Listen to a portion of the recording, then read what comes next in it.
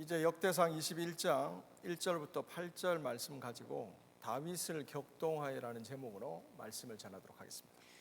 Today's passage is in 1 Chronicles chapter 21 verse 1 to 8 with the sermon title Incited David.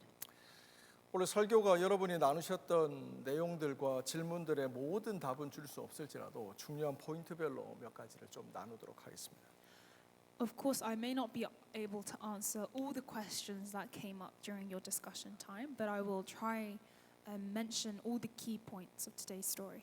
근데 제가 기도하면서 바라기는 한두 가지 분명한 설교의 포인트는 하나님의 말씀과 메시지는 우리가 같이 공유하고 일주일을 그 말씀을 붙잡고 우리 공동체가 믿음으로 살아가기를 원합니다. And I think there are two points of today's story that God highlighted in me while I was praying and preparing, and I want to share this with you as a community. 첫 번째 메시지가 우리가 모든 일을 할 때 믿음으로 하고 있나라는 생각을 한번 해봅니다. The first point is a question whether we know in every step of our lives, every action, do we act through faith? 다윗이 이스라엘의 왕으로 통치를 하든 우리가 오늘날의 가장이나 아니면 회사에서 어떤 포지션을 가지고 일을 하든 중요한 건 믿음으로 하는 겁니다. Regardless of whether we are like King David in a status of authority or whether we are just in our office in our day-to-day lives, do we act through faith? 우리가 살아가는 세상에서는 잘해야 된다라는 메시지가 너무 강합니다. 그래서 우리는 무슨 일을 내가 책임을 맡고 있으면 잘해야 된다라는 프레셔가 있지만 성경은 그거보다 믿음으로 했느냐를 더 중요하게 얘기하고 있습니다. And in our day-to-day lives, we live with a constant pressure that we have to do well. We need to succeed in what we do. But in the Bible, it emphasizes that it's more important for us to act and live through faith. 그리고 두 번째 오늘 같이 나누신 포인트가 뭐냐면 우리들에게는 누구에게 어떻게 보여지는지보다 내 마음의 동기가 뭐냐, 내 마음의 사람들은 모르지만 내 안에 진짜 가지고 있는 마음은 뭐냐, 의도는 뭐냐, 동기는 뭐냐, 이게 훨씬 중요합니다. And although we may focus on what is shown in our lives, what other people see, the Bible emphasizes what is our motivation, what is our heart behind all these actions. 믿음으로 세상에서 일을 하다 보면 잘 될 때도 있지만 잘 안 될 때도 있습니다. 그때 믿음으로 했다면 괜찮은 겁니다. And when we act through faith in our lives, the result is one of two things. It may go well and it may not go well. But regardless of the result, if we acted through faith, we need to act through faith. Sorry. 근데 반대로 얘기를 해서 내가 믿음으로 하지 않았는데 결과가 너무 좋아요. 또 사람들의 칭찬이 있어요. 그럼 그때는 위험한 겁니다. 그 승리와 성공 때문에 내가 믿음으로 하지 않았다는 게 덮여질지 모르겠지만 하나님의 관점에서는 굉장히 심각한 길로 가고 있다는 걸 알아야 됩니다. And on the other hand, we may have done something we may have made an action without faith. The component of faith was not part of this. Sorry, I'll do that again. In my life, I may be acting with faith and without faith, but regardless of the fact, we may succeed in whatever we do, even though we haven't acted through faith. Therefore, we might misunderstand the situation to be successful, even though the component of faith is not there. 두 가지 포인트를 정리해서 얘기합니다. 모든 일에 믿음으로 하는 게 중요하고 그렇기 위해서 우리들의 마음의 동기와 의도가 중요하다. And to sum up these 2 points, we need to act through faith. And in order to succeed in doing so, we need to be aware of what motivates and what is our heart behind these actions. 자, 그다음 슬라이드입니다. 같이 읽어봅시다. 시작. 이스라엘의 자손이 애굽 땅에서 나온 후 제2년 2월 1일에 여호와께서 시내 광야 회막에서 모세에게 일러 가라사대 너희는 이스라엘 자손의 모든 회중 각 남자의 수를 그들의 가족과 종족을 따라 그 명수대로 계수할지니라. It says, the Lord spoke to Moses in the tent of meeting in the desert of Sinai in the first day of the second month of the second year after the Israelites came out of Egypt.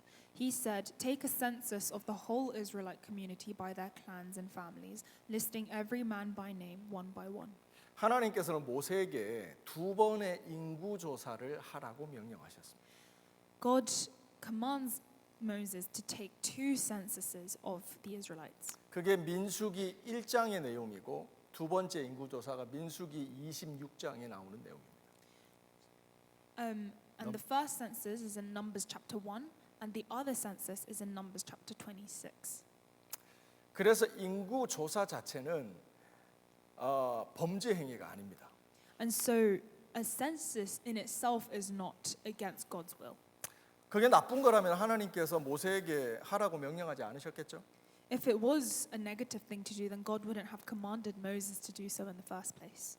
근데 아까 이쪽 그룹에서 얘기를 하는데 속죄를 드리는 그 인구 조사에 대한 다른 텍스트가 있습니다. 그거는 또 다음에 제가 설명을 하도록 하겠습니다. And I did mention one of the groups talking about the census, but we will talk about that maybe another time. 그 다음 슬라이드입니다. 즉 인구 조사라고 하는 건 또 내가 가계부를 쓴다라고 하는 건 내가 뭔가 계획을 세운다고 하는 건 내가 뭔가 일을 구체적으로 계획한다라고 하는 건 가치 중립적인 뉴트럴한 포인트입니다. 그게 옳다 그리다가 아니라 그거는 그렇게 선악간에 말할 수 없는 중립적인 부분입니다. And so taking a census, taking an exam, taking a questionnaire in itself is not a negative thing. It's neutral. It's neither good or bad. 그 다음 슬라이드입니다. 예를 들면 이렇게 설명할 수 있는 거죠.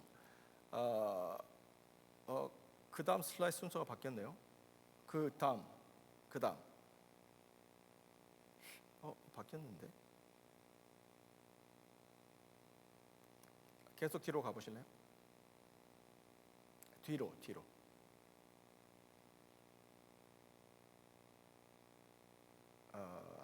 다시 앞으로 와주세요. 빠졌네요 슬라이드가. 오케이. 그 앞에 오케이 여기까지 하고 좋습니다. 예를 들어 중립적이라는 게 무슨 말이냐면 여러분 칼이 있어요. 제가 칼을 그려왔는데 칼이라는 게 나쁜 겁니까 좋은 겁니까? And to give an example of neutral, I'll hold the example of a knife. Is a knife good or bad? 나쁜 칼이 자체가 나쁘기도 하고 좋게 쓰임 받을 수도 있고 이 중립적인 위치에 있다는 겁니다. We can say that the knife holds a neutral position. It could be used for bad, but it could be used for good. 엄마의 손에 굉장히 유명한 요리사의 손에 들린 칼은 굉장히 중요한 도구가 됩니다. 하지만 살인자, 나쁜 사람들의 들린 칼은 굉장히 나쁜 용도로 쓰이게 되는 겁니다. A knife in the hands of a mother or a world-renowned cook is good. However, a knife in the hands of a murderer will be considered bad. 인구조사도 이와 같습니다. And this is the same with the census. 인구조사도 나쁘다 좋다를 떠나서 중요한 건 그거를 어떤 의도와 뜻을 가지고 했느냐라는 게 중요한 거예요. The census itself is not good or bad, but what defines this is why this census is taken. 한 번 더 얘기합니다. 중요한 것은 어떤 마음, 어떤 의도를 가지고 인구조사를 했는지 여부입니다. 혹시 하나님께서 기뻐하지 않는 숨은 의도, 나만의 의도가 있지 않았나라고 하는 질문입니다. And therefore, it's important to know the motivation, the heart behind taking this census in the first place, whether there is a hidden motivation without God knowing. 그다음 말씀입니다. 우리 말씀 한번 읽어봅시다. 시작. 사단이 일어나 이스라엘을 대적하고 다윗을 격동하여 이스라엘을 계수하게 하니라. It says, Satan stood up against Israel and incited David to number Israel. 오늘 주일학교 설교를 들으셨죠? 거기서 시험에 대해서 얘기를 했잖아요. 시험에 두 가지 의미가 있죠. 하나님이 하시는 테스트가 있고 사탄이 하는 템테이션이 있다 그랬잖아요. 이해하시죠? And earlier today we preached a kids sermon with the children and we talked about testing and temptation. There are 2 types of tests. One is a test from God that we need to pass, and another is a temptation from Satan from which we have to stop ourselves. 그러니까 한국말로는 똑같이 시험인데 이걸 어떻게 구분하냐면 누가 하느냐는 거예요. 주어가 하나님이시면 테스트고 마귀면 템테이션이 되는 거예요. 주어가 중요한 거예요. And in Korean, the word is used. It is the same word, test, but it depends on who tests us. If it is a test from God, it is a test we need to pass. And if it is a test from Satan, it is temptation. 예를 들면 우리가 살아가면서 고난이란 걸 겪어요. 어려움이란 걸 겪어요. 근데 그거를 하나님이 주신 고난이라면 이건 테스트예요. 그래서 결론이 유익하게 끝이 나게 돼 있어요. And as we live our lives, we may go through periods of suffering. And during this suffering, if God has allowed the suffering to happen, then we will mature and we will grow through that experience. And it is a positive thing. 근데 우리에게 기회가 찾아와요. 성공이 찾아와요. 내가 기다리던 그 물질의 대박이 찾아와요. 근데 그것을 만약에 마귀가 준 거라면 이거는 테스트가 아니라 유혹이라는 걸 알아야 돼요. But on the other hand, there may come during our lives an opportunity. Perhaps it's a materialistic opportunity that we have been waiting for, yet this had been allowed by Satan. And this is a temptation that we need to stop. 그래서 오늘 성경 역대상 21장 1절에 보면 사탄이 일어나서 다윗의 마음을 움직여서 인구조사를 하게 하는 겁니다. 주어가 사탄입니다. And we can see in today's passage that it says Satan stood up against Israel. The subject of the sentence is Satan. 그러니까 하나님께서 가룟 유다의 마음에 예수님을 팔아버릴 생각을 넣어줬던 것처럼 마귀가 다윗의 생각에 인구조사를 해야 될 것 같은 마음을 넣어준 겁니다. And just like Judah, when he betrayed Jesus, his heart to betray Jesus in the first place came from Satan. And likewise, this Satan incited David to take a census of Israel. 근데 여러분이 잘 아시겠지만 사단이 넣어주는 생각이 이게 무슨 뿔이 달리고 굉장히 나쁜 것처럼 돼 있으면 우리가 아무리 좋은 오퍼라도 거절을 하죠. 근데 사단의 오퍼가 그렇지 않고 달콤하다는 거예요. 정말 내게 필요한 오퍼를 사단이 던지기도 한다는 거예요. And what's characteristic about Satan's temptation is that if it was obviously a negative, a bad thing to do, we would most definitely reject Satan. But what he does, he comes to us in a tempting, in a way that we may deem necessary to our lives. 그래서 아까 주일학교 설교 때 말씀드린 것처럼 사단이 주는 베이트, 미끼라고 하는 건 물면 정말 저게 먹음직스러운데 내가 물면 내가 그 미혹에 넘어가게 되는 거예요. 시험에 들게 되는 겁니다. And just like we mentioned in the children's sermon today, Satan's temptation is like a bait on the end of a fishing line, where it may seem tempting, and once we take bite of the bait, we have been hooked. 그래서 여러분이 앞에 슬라이드를 보면 알겠지만 숨은 의도가 중요합니다. 히든 아젠다. 내가 좋은 말을 하고 좋은 계획을 세우고 뭔가를 믿음으로 얘기하는 것 같지만 하나님 앞에 내가 숨기고 있는 하나님 기뻐하지 않는 의도가 있는지를 우리는 살펴야 됩니다. And so we need to know the hidden agenda. When we are worshiping God, it may be all well and we are worshiping Him on the outside, but is there a hidden agenda or is there a hidden motivation behind all this? 그러면 다윗이 어떤 그 사탄의 베이트를 So let's look into what bait David was tempted by and how he was hooked by Satan.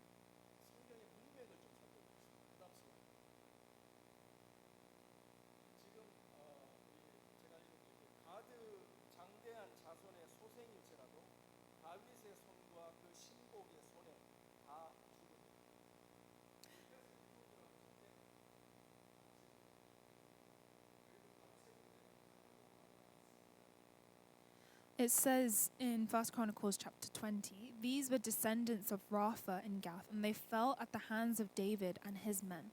The descendants of Rapha refer to the descendants of Goliath, and with these battles, with these wars, David has victory. 잠시만 죄송합니다. 이 배터리가 없네요.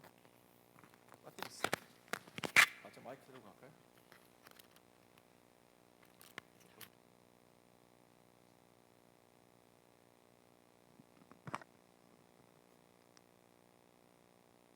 자, 들리시나요? 하나, 둘. 자, 지금 다윗이 사단의 미끼를 먹을 수밖에 없었던 문맥을 보는 겁니다. 우리가 믿음의 사람으로 살아가지만 우리가 넘어지고 싶어서 하나님께로 멀어지고 싶어서 멀어지는 사람은 없습니다. 미혹의 시험에 들어서 넘어지는 겁니다. We're trying to see what caused David to fall, what caused David to be hooked by Satan. And there is no obvious negative temptation from Satan to David.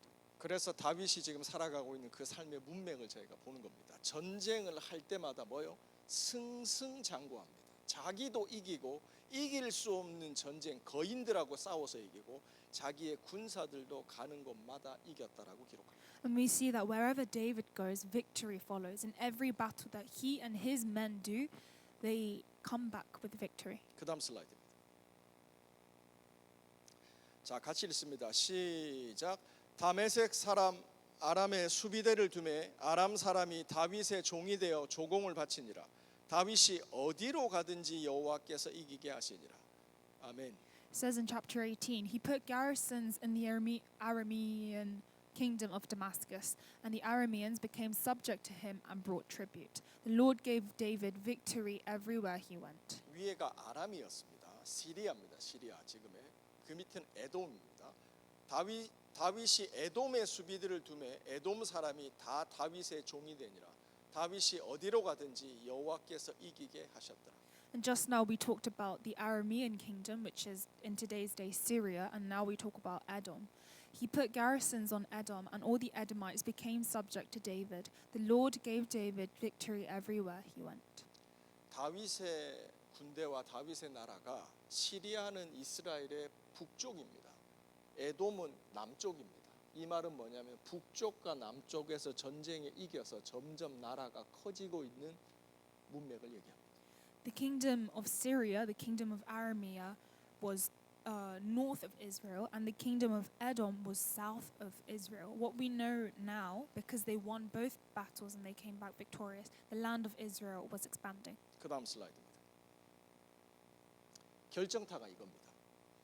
다윗이 그 왕의 머리에 보석 있는 면류관을 취하여 달아보니 중량이 금 한 달란트 약 34kg, 5kg 정도 됩니다. 그 면류관을 다윗이 암몬과의 전쟁에서 이기고 그 왕관을 자기 머리에 썼다는 내용입니다. And it says David took the crown from the king. David took the crown from the head of their king. Its weight was found to be a talent of gold, around 34 to 35 kilograms. 그다음 슬라이드. 지도를 보시면 이스라엘 남쪽에 에돔이 보이시죠? 이게 그 에서의 후예들입니다. 그 옆에 밑에서도 올라갑니다. 모압이 있죠. 암몬이 있죠. 저 암몬과의 전쟁에서 이기고 한 달란트 금 왕관을 쓰는 겁니다. 그리고 위에 시리아라고 돼 있죠. 저기가 아람입니다. 저기도 쳐서 수비대를 두고 저 땅을 다 다윗이 먹었다는 뜻입니다. And to sum up the battles of David, we see right at the bottom with white letters it says Edom, and then Moab, and then Ammon. Ammon is where he took the crown and laid it on his own head. And then from here, the area in green is the land of Syria, of which his battle was also victorious. 여러분이 다윗이라면 어떤 마음이겠어요? 하면 되는 거예요. 전쟁을 하면 이기는 거예요. 자기가 피곤해서 못 나가서 요압이나 자기의 군사들을 보내면 걔들도 이기는 거예요. 그러면 다윗의 마음에 무슨 생각이 들었을까요? And if you were David, think about this. Every battle you go into, you come back victorious. And even if you are tired and you send out your commander, he returns victorious. 옆에 있는 지도가 뭐냐면 로마 제국의 전성기의 지도입니다. And the map that you see on your right, you see the kingdom of the Roman Empire. 아마 다윗의 마음속에 자기도 모르는 새에 저런 꿈을 꾸지 않았을까요?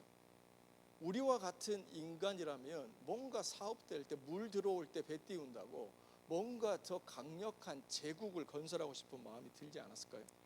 And I imagine David would have had the thought of expanding the kingdom of Israel, and he would have been tempted to expand his empire just like the Romans. 그렇기 때문에 옛날에 작은 나라 이스라엘의 왕이 될 때가 아니라 이제는 제국의 왕이 되기 때문에 믿음으로 자신의 나라를 경영하기보다 이제는 시스템과 군사력과 더 체계적인 무언가가 필요하다고 느끼지 않았겠습니까? And he is no longer King David of a little town or a little city. He is the king of a kingdom, an empire, and therefore he is now working not only through faith but through systematic procedures. 근데 말씀드리지만 이런 생각 자체가 나쁜 게 아닙니다.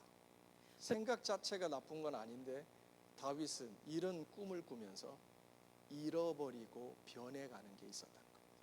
Of course, I emphasize that having a system and working through a system is not necessarily a bad thing. It's not a negative thing. However, an important part of the equation begins to fade away. 그는 더 철저하게 계획하고 더 열심히 전략을 세우고 했지만 다윗은 기도하지 않았습니다. He improved his strategy and he improved his planning. He improved his systems. However, his time of prayer began to minimize. 자기가 가지고 있는 군대의 숫자를 인구조사, 전쟁할 수 있는 20세 이상의 그 군대를 카운트하는 게 뭐가 나쁩니까? 그건 나쁜 게 아닙니다. 근데 그는 놓치고 있는 게 있었습니다. It was not a bad thing for David to take a census of all the men who were eligible to go into battle, to be part of the army. However, he was not praying. He was not acting through faith. 그는 더 이상 믿음으로 그 나라를 경영하지 않았던 거예요. 하나님을 더 이상 간절히 이전처럼 의지하는 초심을, 처음의 마음을, 첫사랑을 잃어버렸던 거예요. It means that David had lost sight of what had brought him up to this status in the first place. He had lost the origin of his faith. 그 다음 슬라이드입니다. 우리 같이 읽어봅시다. 시작. 오직 각 사람이 시험을 받는 것은 자기 욕심에 이끌려 미혹이 됨이라. It says, but each one is tempted when he is carried away and enticed by his own lust. 예수님께서 제자들에게 시험에 들지 않게 기도하라, 그 템테이션에 빠지지 않도록 경고하라 하실 때 사단이 미끼로 던지는 게 욕심이라고 얘기합니다. 야망일 수 있습니다. 나의 숨은 아젠다일 수 있습니다. And when David teaches the disciples to pray, lead me not into temptation, it means that we are praying that we are not led astray by our own greed and our own lust. 하나님이 기뻐하지 않으시는 숨은 의도, 말로 행동으로는 표현되지 않는 나만의 숨은 동기, 그걸 하나님이 기뻐하지 않으시는데도 내가 마음에 쥐고 있는 게 있을 수 있다는 것. It means that there may be a hidden agenda, a hidden motivation behind my actions that even I may not be aware of. 그렇게 살아갈 때 우리는 사탄이 던지는 미끼를 물게 되는 거예요. And if we live like this, then when Satan throws bait towards us, we immediately become hooked. 그 다음 슬라이드입니다. 자, 누가 한번 읽어? 우리 이재훈 집사님 크게 한번 읽어주십시오.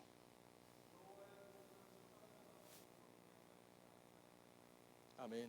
It says, nothing can hinder the Lord from saving, whether by many or by few.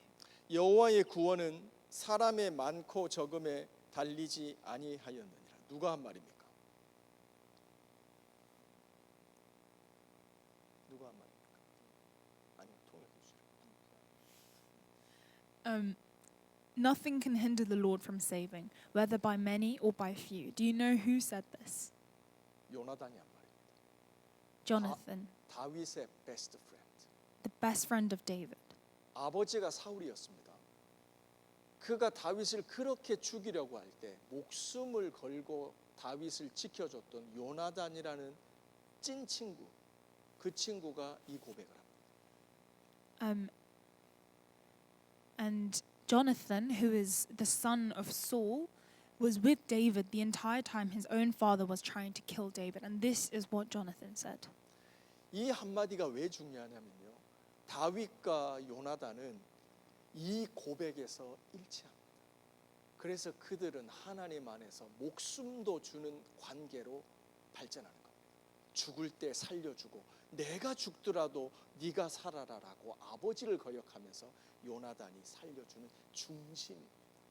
And this confession is what tied the two friends together. They were united by the same heart to the point of death, where one of them would be dying, then they would use all their effort to save each other. 그래서 여러분이 제가 이게 누가 한 말입니까? 라고 했을 때 많은 분들이 속으로 다윗이라고 생각했을 겁니다. 왜냐하면 다윗의 마음도 이랬어요. 요나단의 마음도 이랬고 그들은 같은 중심, 같은 마음이었다는 거예요. And when I gave you the question, do you know who said this? Many of you may have thought it was David. It was because David and Jonathan shares the same heart. It is likely that both of them would have said this. 여러분 다시 잘 보세요. 사람의 많고 적음이 중요한 게 아니라는 거예요. 군사력이 중요한 게 아니라는 거예요. 내 어카운트 밸런스가 중요한 게 아니라는 거예요. 그거보다 더 중요한 한 분이 계시다는 것을 이 둘은 고백하고 그것이 일치돼서 그들은 믿음의 교제가 시작이 됐던 거예요. It means whether there is many or whether there is few, whether I am materialistically able to do this action or whether I have the strength or the money to do any action, it doesn't matter because nothing can hinder the Lord from doing what He wants to do. 그다음 슬라이드입니다. 제가 읽습니다. 여호와께서 자기에게 속한 바 기름 부은 자를 구원하시는 줄을 이제 내가 아노니 다윗의 시편입니다. 그 오른손에 구원하는 힘으로 그 거룩한 하늘에서 저에게 응하시리로다. 혹은 병거를 혹은 말을 의지하나 우리는 여호와 우리 하나님의 이름을 자랑하리로다. It says in David's psalm, "Now I know that the Lord saves His anointed. He answers him from His holy heaven with the saving power of His right hand. Some trust in chariots and some in horses, but we trust in the name of the Lord our God." 이것이 다윗이 사울 왕에게 쫓겨다닐 때 그 광야에서 가졌던 초심입니다. 무기보다도 군사보다도 말보다도 하나님 한 분이 내 삶에 충분하시다. 그분만 있으면 충분하시다. 이 고백을 다윗은 했던 거예요. This is the heart of David when he was being chased to death by Saul. This is what he confesses, that he does not need to trust in chariots or in horses or in his own power, but that he needs to trust in God. 그다음 슬라이드입니다. 끝났구나. 자, 우리 말씀 하나만 읽어봅시다. 말씀 찾아주실래요? 사무엘상입니다. 우리 같이 찾아봅시다. 사무엘상 17장. So let's look at 1 Samuel chapter 17, 45절부터 47절.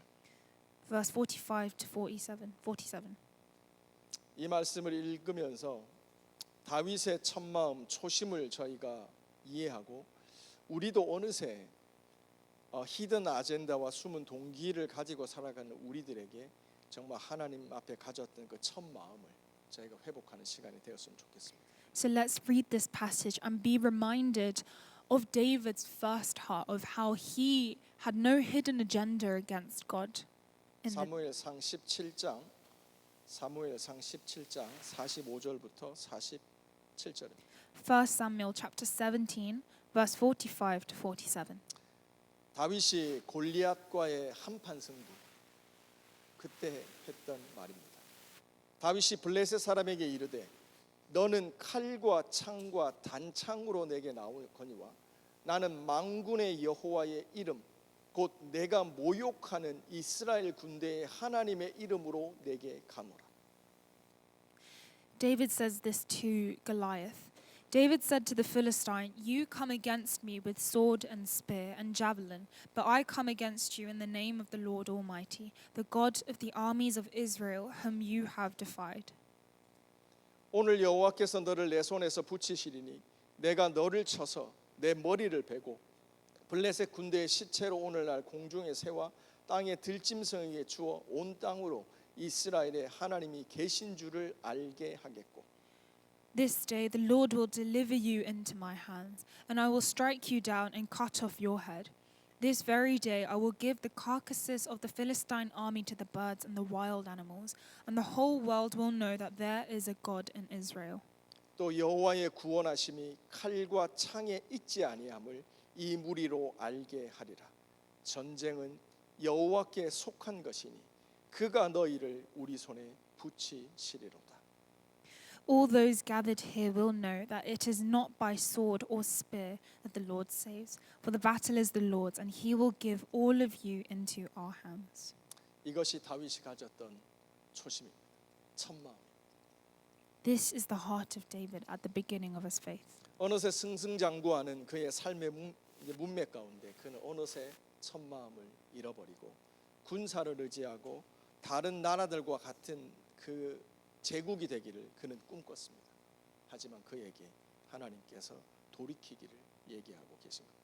But further down the line, as he became king over many, many nations, he began to lose this first confession, this first heart, and began to rely on the number of people and the number of armies that he had. 저희들이 하나님 앞에 초심을 회복하기를 원합니다. And so I want us to restore that first love, that first heart we had. 아멘이신가요? 기도가 없이는 아무것도 되지 않습니다. But without prayer, none of this is possible. 기도가 없이는 소망이 없습니다. Without prayer, there is no hope. 우리가 기도를 회복하기 원합니다. So let's restore us through prayer.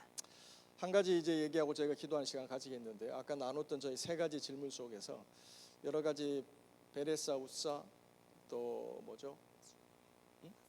밧세바 사건 이번 사건에 대해서 공통점과 차이점을 얘기했죠. 제가 말씀을 볼 때 소망이 생기는 차이점이 있었어요.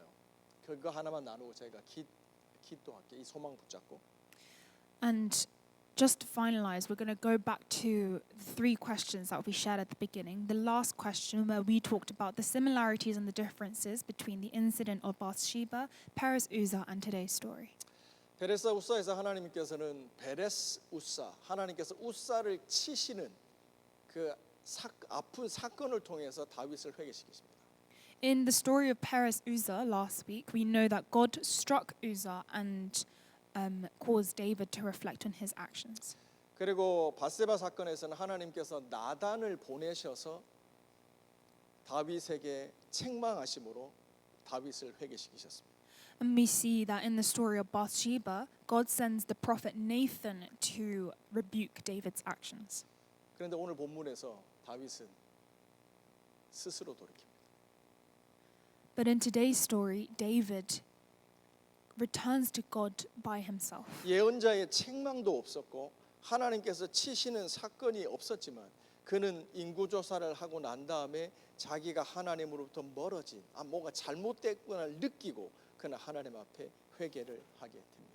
There was no prophet or messenger that highlighted David's wrongdoing, but after he had taken a census, he felt in his heart that there was something wrong, and he returned to God. 이게 하나님의 은혜입니다. This, 우리가 오늘을 살아가면서도 어느새 내가 사단의 시험에 넘어져 유혹에 빠질 때도 있습니다. this is the grace of God. Even in our day-to-day lives, we may fall to the temptation of Satan. 하지만 우리 안에 계신 성령 하나님께서 우리에게 말씀하심으로 우리가 그것을 깨닫고 하나님께 돌이키는 역사가 우리 안에 있다는 것. But even if we fall to sin and Satan's temptation, the Holy Spirit is at work within us, and He will highlight within us when there is something wrong, and we have been given the gift to return to God.